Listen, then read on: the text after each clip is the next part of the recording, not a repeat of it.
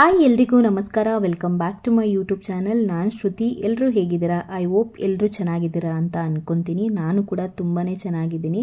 ನಾನಿವತ್ತು ಮಾರ್ನಿಂಗಿಂದ ವ್ಲಾಗ್ನ ಸ್ಟಾರ್ಟ್ ಮಾಡಿದ್ದೀನಿ. ಇದು ಬುಧವಾರದ ವ್ಲಾಗ್. ಹಾಗೆ ಈ ಒಂದು ವ್ಲಾಗಲ್ಲಿ ಯಾವುದೆಲ್ಲ ರೆಸಿಪೀಸ್ನ ಮಾಡ್ತೀನಿ ಅದನ್ನು ಕೂಡ ಈ ಒಂದು ವ್ಲಾಗಲ್ಲಿ ನಿಮ್ಮ ಜೊತೆ ಶೇರ್ ಮಾಡ್ಕೊತೀನಿ. ನನ್ನ ಮಾರ್ನಿಂಗ್ ರೊಟೀನು ಕೂಡ ನೀವು ಹೇಗಿರುತ್ತೆ ಅನ್ನೋದನ್ನು ಈ ಒಂದು ವ್ಲಾಗಲ್ಲಿ ನೋಡ್ಬೋದು. ಬನ್ನಿ ಇವತ್ತಿನ ವ್ಲಾಗ್ನ ಸ್ಟಾರ್ಟ್ ಮಾಡೋಣ. ಅದಕ್ಕಿಂತ ಮುಂಚೆ ಇನ್ನೂ ಯಾರೆಲ್ಲ ನನ್ನ ಚಾನಲ್ನ ಸಬ್ಸ್ಕ್ರೈಬ್ ಮಾಡ್ಕೊಂಡಿಲ್ಲ, ಪ್ಲೀಸ್ ಸಬ್ಸ್ಕ್ರೈಬ್ ಮಾಡಿಕೊಂಡು ಸಪೋರ್ಟ್ ಮಾಡಿ.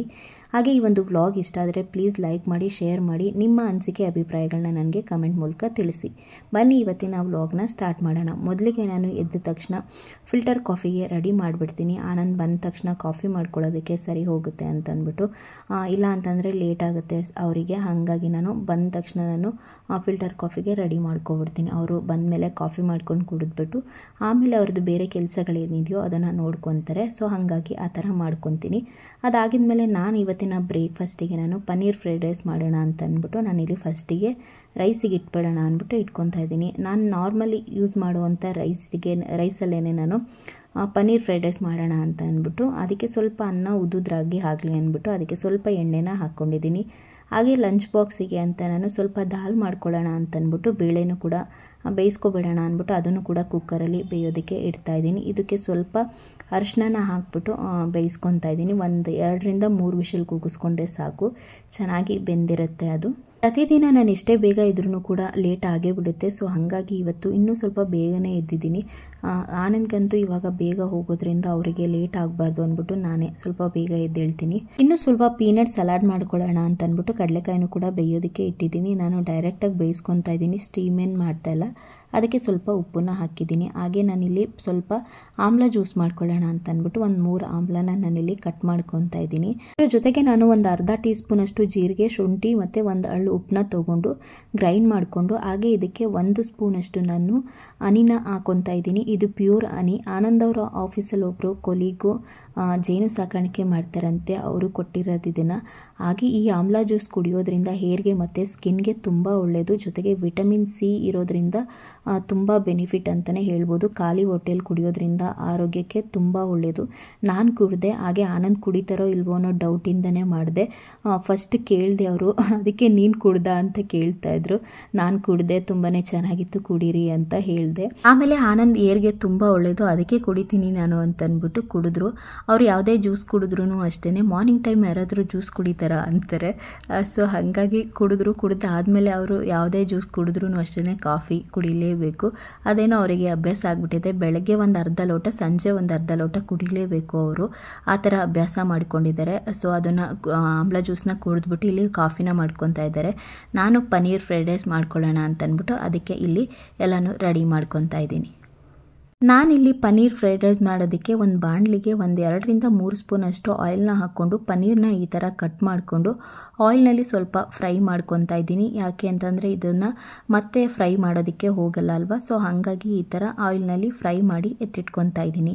ಹಾಗೆ ಅದೇ ಬಾಣಲಿಗೆ ನಾನು 1 ಈರುಳ್ಳಿನ ಕಟ್ ಮಾಡಿ ಹಾಕ್ಕೊಂಡಿದ್ದೀನಿ. 1 ಹಸಿಮೆಣ್ಸಿಕಾಯಿನೂ ಕೂಡ ಹಾಕ್ಕೊಂಡು ಇದನ್ನು ಸ್ವಲ್ಪ ಕಲರ್ ಬರೋವರೆಗೂ ಚೆನ್ನಾಗಿ ಫ್ರೈ ಮಾಡಿಕೊಂಡು ಅದಕ್ಕೆ ನಾನು ತರಕಾರಿನ ಹಾಕ್ಕೊತಾ ಇದ್ದೀನಿ. ಬೀನ್ಸು ಮತ್ತು ಕ್ಯಾರೆಟ್ನ ಹಾಕ್ಕೊತಾ ಇದ್ದೀನಿ. ಇದನ್ನೇನು ಪೂರ್ತಿಯಾಗಿ ಬೇಯಿಸ್ಕೋಬಾರ್ದು, ಒಂದು ಅರ್ಧ ಬೆಂದರೆ ಸಾಕು, ಚೆನ್ನಾಗಿರುತ್ತೆ ತಿನ್ನೋದಕ್ಕೆ.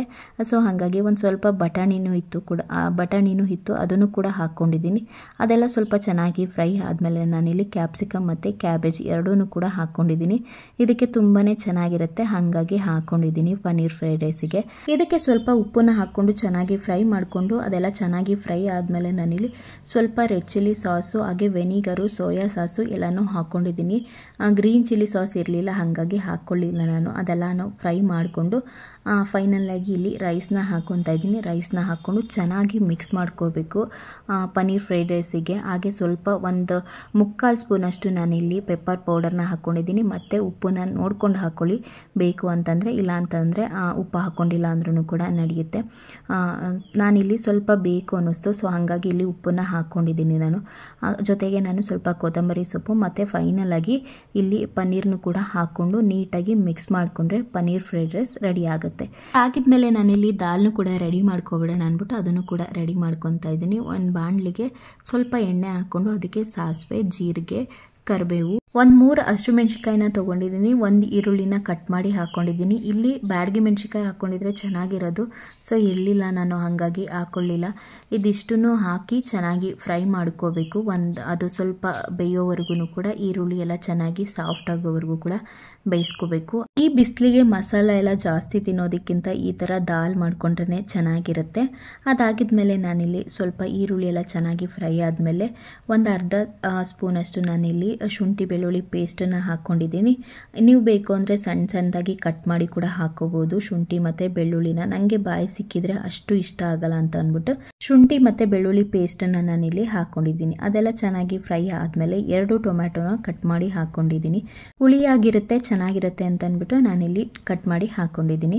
ಅದಾಗಿದ್ಮೇಲೆ ಟೊಮೆಟೊ ಸಾಫ್ಟಾಗಿ ಚೆನ್ನಾಗಿ ಬೇಯಿಸ್ಕೊಂಡು ನಾನಿಲ್ಲಿ 1 ಸ್ಪೂನಷ್ಟು ಸಾಂಬಾರು ಪೌಡರ್ನ ಹಾಕ್ಕೊಂಡಿದ್ದೀನಿ. ನೋಡ್ತಾ ಇರ್ಬೋದು ನೀವು ಬೇಳೆ ಎಷ್ಟು ಚೆನ್ನಾಗಿ ಸಾಫ್ಟಾಗಿ ಬೆಂದಿದೆ ಅಂತಂದ್ಬಿಟ್ಟು. ಸೌಟಲ್ಲೇ ಒಂದು ಸ್ವಲ್ಪ ಈ ಥರ ಸ್ಮ್ಯಾಶ್ ಮಾಡಿಕೊಂಡು ಇವಾಗ ನಾನು ಇದಕ್ಕೆ ಹಾಕ್ಕೊತಾ ಇದ್ದೀನಿ. ಇದಕ್ಕೆ ಹಾಕ್ಕೊಂಡು ಸಾಂಬಾರಿಗೆ ಎಷ್ಟು ನೀರು ಬೇಕೋ ಅಷ್ಟು ನೀರನ್ನು ಆ್ಯಡ್ ಮಾಡ್ಕೋಬೇಕು. ಇದು ಸ್ವಲ್ಪ ಗಟ್ಟಿಯಾಗಿದ್ರೇ ಚೆನ್ನಾಗಿರುತ್ತೆ, ತೆಳುವಾಗಿದ್ದರೆ ಅಷ್ಟೊಂದು ಚೆನ್ನಾಗಿರಲ್ಲ. ಅದಾಗಿದ್ಮೇಲೆ ಇದಕ್ಕೆ ಸ್ವಲ್ಪ ರುಚಿಗೆ ತಕ್ಕಷ್ಟು ಉಪ್ಪು ಮತ್ತು ಸ್ವಲ್ಪ ಕೊನೆಯಲ್ಲಿ ಕೊತ್ತಂಬರಿ ಸೊಪ್ಪನ್ನು ಹಾಕಿ 1 ಕುದಿ ಬಂದರೆ ಸಾಕು, ದಾಲ್ ಕೂಡ ರೆಡಿ ಆಗುತ್ತೆ. ಅದಾಗಿದ್ಮೇಲೆ ನಾನಿಲ್ಲಿ ಪೀನಟ್ ಸಲಾಡ್ ಮಾಡೋಣ ಅಂತಂದ್ಬಿಟ್ಟು ಈರುಳ್ಳಿ, ಟೊಮ್ಯಾಟೊ ಹಾಗೆ 1 ಸೌತೆಕಾಯಿ, ಸ್ವಲ್ಪ ಕೊತ್ತಂಬರಿ ಸೊಪ್ಪನ್ನ ತೊಗೊಂಡಿದ್ದೀನಿ.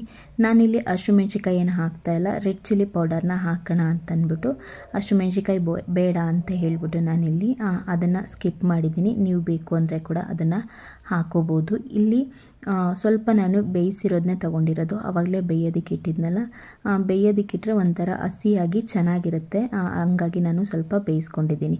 ಅದನ್ನೆಲ್ಲ ಹಾಕಿ ಆದಮೇಲೆ ಇದಕ್ಕೆ ಸ್ವಲ್ಪ ರುಚಿಗೆ ತಕ್ಕಷ್ಟು ಉಪ್ಪು ಮತ್ತು ಸ್ವಲ್ಪ ಪೆಪ್ಪರ್ ಪೌಡರು ಮತ್ತು ರೆಡ್ ಚಿಲ್ಲಿ ಪೌಡರ್ನ ಹಾಕ್ಕೊಂಡ್ರೆ ಪೀನಟ್ ಸಲಾಡ್ ಕೂಡ ರೆಡಿ ಆಗುತ್ತೆ. ಫೈನಲಾಗಿ ಲಂಚ್ ಬಾಕ್ಸು ಈ ಥರ ಇತ್ತು. ಆನಂದ್ ನಿನ್ನೆ ನೈಟು ಸ್ವಲ್ಪ ವಾಟರ್ ಮೆಲನ್ ಕೂಡ ತೊಗೊಂಡು ಬಂದಿದ್ರು, ಬಿಸಿಲಿಗೆ ಅದು ಇರಲಿ ಅಂತಂದ್ಬಿಟ್ಟು ಲಂಚ್ ಬಾಕ್ಸಿಗೆ ಅದನ್ನು ಕೂಡ ಕಟ್ ಮಾಡಿ ಹಾಕಿದ್ದೀನಿ. ಪನ್ನೀರ್ ಫ್ರೈಡ್ ರೈಸ್ ಅಂತೂ ತುಂಬಾ ಚೆನ್ನಾಗಿ ಆಗಿತ್ತು. ನಾನಂತೂ ಫಸ್ಟ್ ಟೈಮ್ ಟ್ರೈ ಮಾಡಿದ್ದು. ನನಗೆ ಈ ಥರ ಹೊಸದಾಗಿ ರೆಸಿಪೀಸ್ಗಳನ್ನ ಟ್ರೈ ಮಾಡೋದಂದರೆ ತುಂಬಾ ಇಷ್ಟ.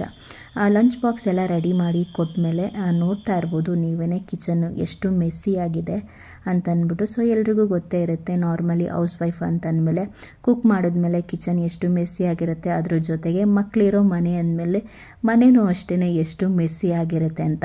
ಅದನ್ನೆಲ್ಲ ಆಮೇಲೆ ಕ್ಲೀನ್ ಮಾಡ್ಕೊಳ್ಳೋಣ ಅಂತಂದ್ಬಿಟ್ಟು ಮೊದಲಿಗೆ ನಾನಿಲ್ಲಿ ಸ್ವಲ್ಪ ಬಟ್ಟೆಗಳಿತ್ತು ಅದನ್ನೆಲ್ಲನೂ ಕೂಡ ಮೆಷಿನ್ಗೆ ಹಾಕ್ಬಿಡೋಣ, ಆಮೇಲೆ ಕಿಚನ್ ಕೆಲಸ ಮತ್ತು ಹಾಲ್ ಕೆಲಸ ಎಲ್ಲ ಮಾಡಿಕೊಳ್ಳೋಣ ಅಂತಂದ್ಬಿಟ್ಟು ನಾನಿಲ್ಲಿ ಬಟ್ಟೆಗಳನ್ನೆಲ್ಲನೂ ಕೂಡ ಮೆಷಿನ್ಗೆ ಹಾಕೊತಾ ಇದ್ದೀನಿ. ಯಕ್ಷಿತ್ಗೆ ಏನಾದರೂ ಈ ಥರ ತೆಗೆದ್ರೆ ಸಾಕು, ವಾಷಿಂಗ್ ಮಿಷಿನ್ನ ಹೋಗಿ ಒಳಗಡೆನೇ ಆಟ ಆಡ್ತಾ ಇರ್ತಾನೆ. ಹಾಗಾಗಿ ನಾನು ಅದನ್ನು ತೆಗಿದ್ದೇನೆ. ಅದಕ್ಕೆ ಈ ಥರ ಕವರ್ನ ಕ್ಲೋಸ್ ಮಾಡಿರೋದು. ನಾವು ಮೊದಲೆಲ್ಲ ಹೀಗೆ ಮಾಡ್ತಾಯಿದ್ದಿದ್ದು, ಅವನು ತೆಗೆದ್ಬಿಟ್ಟು ಯಾವಾಗಲೂ ಅಲ್ಲೇ ನಿಂತಿರ್ತಿದ್ದ. ಹಾಗಾಗಿ ಈ ಥರ ಕವರ್ನ ತಂದು ಈ ಥರ ಪ್ಯಾಕ್ ಮಾಡಿಬಿಟ್ಟಿದ್ದೀವಿ. ಇವಾಗೇನು ಜಾಸ್ತಿ ಮುಟ್ಟೋದಕ್ಕೆ ಹೋಗಲ್ಲ. ಏನಾದರೂ ನಾನು ಈ ಥರ ಬಟ್ಟೆ ಮೆಷಿನ್ಗೆ ಹಾಕೋಕ್ಕೆ ತೆಗೆದಾಗ ಮಾತ್ರ ಅವನು ಈ ಥರ ಬರೋದು, ಇಲ್ಲ ಅಂತಂದರೆ ಅದ್ರ ಹತ್ರನೂ ಕೂಡ ಬರೋದಿಲ್ಲ ಅವನು. ಬಟ್ಟೆ ಎಲ್ಲನೂ ಕೂಡ ಮೆಷಿನ್ಗೆ ಹಾಕ್ಬಿಟ್ಟು ಯಕ್ಷಿತ್ ನೋಡಿ ಯಾವ ಥರ ಆಟ ಆಡ್ತಾ ಇದ್ದಾನೆ. ಅದ್ರ ಒಳಗಡೆ ಕೂತ್ಕೊಂಡು ಈ ಥರದ್ದು ಏನಾದರೂ ಸಿಕ್ಕಿದ್ರೆ ಸಾಕು, ಬಕೆಟು ಇಲ್ಲ ಟಬ್ಗಳು ಏನು ಸಿಕ್ಕಿದ್ರೂ ಕೂಡ ಬಿಡಲ್ಲ, ಹಿಂಗೆ ಆಟ ಆಡ್ತಾನೆ. ಹಾಗೆ ನಾನಿಲ್ಲಿ ಇಡ್ಲಿ ಮಾಡೋಣ ನಾಳೆಗೆ ಅಂತಂದ್ಬಿಟ್ಟು 1.25 ಲೋಟದಷ್ಟು ನಾನಿಲ್ಲಿ ಅಕ್ಕಿನ ಹಾಕ್ಕೊಂಡಿದ್ದೀನಿ. ಅದಕ್ಕೆ ಸ್ವಲ್ಪ ಉದ್ದಿನ ಬೇಳೆನ ಹಾಕ್ಕೊಂಡಿದ್ದೀನಿ. ಒಂದು ಅರ್ಧ ಲೋಟ ಆದರೆ ಸಾಕು, ಉದ್ದಿನ ಬೇಳೆ ಚೆನ್ನಾಗಾಗುತ್ತೆ. ಒಂದು ಅರ್ಧ ಲೋಟದಷ್ಟು ನಾನು ಉದ್ದಿನ ಬೇಳೆನ ಹಾಕ್ಕೊಂಡು ಸ್ವಲ್ಪ ಸಬ್ಬಕ್ಕಿನೂ ಕೂಡ ನಾನಿಲ್ಲಿ ಆ್ಯಡ್ ಮಾಡ್ಕೊಂಡಿದ್ದೀನಿ. ಅದ್ರ ಜೊತೆಗೆ ನಾನು ಇಡ್ಲಿ ಅಕ್ಕಿ ಬರುತ್ತಲ್ಲ ಅದನ್ನು ಕೂಡ ಹಾಕ್ಕೊಂಡಿದ್ದೀನಿ. ಲಾಸ್ಟ್ ಟೈಮು ನನಗೆ ಇಡ್ಲಿ ರೆಸಿಪಿ ಮಾಡಿದಾಗ ಯಾರೋ ಒಬ್ಬರು ಕಮೆಂಟ್ ಮಾಡಿದರು, ಹೇಗೆ ಇಷ್ಟು ಸಾಫ್ಟಾಗಿ ಇಡ್ಲಿ ಬರುತ್ತೆ ಹೇಳಿ ಅಂತಂದ್ಬಿಟ್ಟು. ನಾನು ಇದನ್ನೆಲ್ಲನೂ ಕೂಡ ಇಡ್ಲಿ ಮಾಡಬೇಕಾ ಅಕ್ಕಿಗೆ ನೆನೆಸ್ಬೇಕಾದ್ರೆ ಇದನ್ನೆಲ್ಲನೂ ಕೂಡ ಆ್ಯಡ್ ಮಾಡಿರ್ತೀನಿ. ಹಾಗೆ ಸ್ವಲ್ಪ ಅನ್ನನೂ ಕೂಡ ಇತ್ತು, ಅದನ್ನು ಕೂಡ ಹಾಕಿದ್ದೀನಿ. ಮತ್ತು ನೀವು ರುಬ್ಬೇಕಂದ್ರೂ ಅಷ್ಟೇ, ಇಡ್ಲಿಗೆ ಅಂತಂದರೆ ಗಟ್ಟಿಯಾಗಿ ರುಬ್ಕೋಬೇಕು ಅನ್ನೋದೇನಿಲ್ಲ, ಸ್ವಲ್ಪ ತೆಳುವಾಗಿದ್ರೂ ಅಷ್ಟೇ ಇಡ್ಲಿ ಸಾಫ್ಟಾಗಿ ಬರುತ್ತೆ. ನಾನು ಅಷ್ಟೇ ಸ್ಟಾರ್ಟಿಂಗಲ್ಲಿ ಮಾಡಿದಾಗ ನನಗೆ ಇಡ್ಲಿ ಬರ್ತಾನೆ ಇರಲಿಲ್ಲ, ತುಂಬ ಗಟ್ಟಿ ಆಗ್ತಿತ್ತು. ಏನಪ್ಪ ಮಾಡೋದು ಅಂತ ಒಂದೊಂದ್ಸರಿ ನಾನು ಮಾಡೋಕ್ಕೆ ಹೋಗ್ತಿರ್ಲಿಲ್ಲ. ಇವಾಗ ಮಾಡ್ತಾ ಅಭ್ಯಾಸ ಆಯಿತು, ಯಾವ ಥರ ಕನ್ಸಿಸ್ಟೆನ್ಸಿಲಿ ಎಷ್ಟೆಷ್ಟು ಹಾಕಬೇಕು ಏನು ಅಂತ ಗೊತ್ತಾಯ್ತಲ್ಲ. ಸೊ ಇವಾಗ ಇಡ್ಲಿ ಸಾಫ್ಟಾಗಿ ಚೆನ್ನಾಗಿ ಬರುತ್ತೆ. ಹಂಗಾಗಿ ನಾನು ವಾರದಲ್ಲಿ ಒಂದ್ಸರಿನಾದರೂ ಇವಾಗ ಇಡ್ಲಿನ ಮಾಡ್ತೀನಿ. ಸೊ ಅದಾಗಿದ್ಮೇಲೆ ನಾನಿಲ್ಲಿ ಕಿಚನ್ನ ಕ್ಲೀನ್ ಮಾಡಿ ಇವಾಗ ಬಟ್ಟೆಗಳನ್ನೆಲ್ಲ ಮೆಷಿನ್ಗೆ ಹಾಕಿದ್ನಲ್ಲ ಅದನ್ನೆಲ್ಲನೂ ಕೂಡ ಒಣಗಾಕೋಬಿಡೋಣ ಅಂತಂದ್ಬಿಟ್ಟು ಒಣಗಾಕೊತಾ ಇದ್ದೀನಿ. ಎಲ್ಲ ಕೆಲಸ ಮುಗಿದ್ಮೇಲೆ ಮನಸ್ಸಿಗೆ ಏನೋ ಒಂಥರ ಸಮಾಧಾನ. ಕೆಲಸಗಳಿದ್ದು ಹಾಗೆ ಸುಮ್ಮನೆ ಕೂತ್ಕೊಳ್ಳೋದಕ್ಕೆ ಆಗಲ್ಲ. ಹಂಗಾಗಿ ನಾನು ಪ್ರತಿದಿನವೂ ಅಷ್ಟೇ ಒಂದೊಂದು ದಿನ ಮಾತ್ರ ಸ್ವಲ್ಪ ಲೇಸಿ ಆಗಿಬಿಡ್ತೀನಿ. ಆಲ್ಮೋಸ್ಟ್ ಇದೇ ಥರನೇ ಮಾರ್ನಿಂಗೆ ನನ್ನ ಕೆಲಸಗಳನ್ನೆಲ್ಲನೂ ಕೂಡ ಮುಗಿಸ್ಕೊಬಿಡ್ತೀನಿ. ಮನೆ ಕ್ಲೀನಿಂಗ್ ಆಗಿರ್ಬೋದು, ಇಲ್ಲ ಕಿಚನ್ ಕ್ಲೀನಿಂಗ್ ಆಗಿರ್ಬೋದು, ಎಲ್ಲನೂ ಕೂಡ ಮುಗಿಸ್ಕೊಬಿಡ್ತೀನಿ. ಅದಾಗಿದ್ಮೇಲೆ ನಾನು ಕೂಡ ಬ್ರೇಕ್ಫಾಸ್ಟ್ನ ಮುಗಿಸ್ಕೊಂಡು ಯಕ್ಷಿತ್ಗೂ ಕೂಡ ಬ್ರೇಕ್ಫಾಸ್ಟ್ ಮಾಡಿಸಿದೆ. ಇದಾಗಿತ್ತು ಇವತ್ತಿನ ವ್ಲಾಗ್. ಐ ಹೋಪ್ ನಿಮ್ಮೆಲ್ಲರಿಗೂ ಕೂಡ ಇಷ್ಟ ಆಗಿರುತ್ತೆ ಅಂದ್ಕೊತೀನಿ. ಇಷ್ಟ ಆದರೆ ಪ್ಲೀಸ್ ಒಂದು ಲೈಕ್ ಮಾಡಿ. ಹಾಗೆ ಇನ್ನೂ ಯಾರೆಲ್ಲ ನನ್ನ ಚಾನಲ್ನ ಸಬ್ಸ್ಕ್ರೈಬ್ ಮಾಡ್ಕೊಂಡಿಲ್ಲ ಪ್ಲೀಸ್ ಸಬ್ಸ್ಕ್ರೈಬ್ ಮಾಡ್ಕೊಳ್ಳಿ. ಮತ್ತೆ ಇನ್ನೊಂದು ವ್ಲಾಗ್ನೊಂದಿಗೆ ನಾನು ನಿಮಗೆ ಸಿಗ್ತೀನಿ.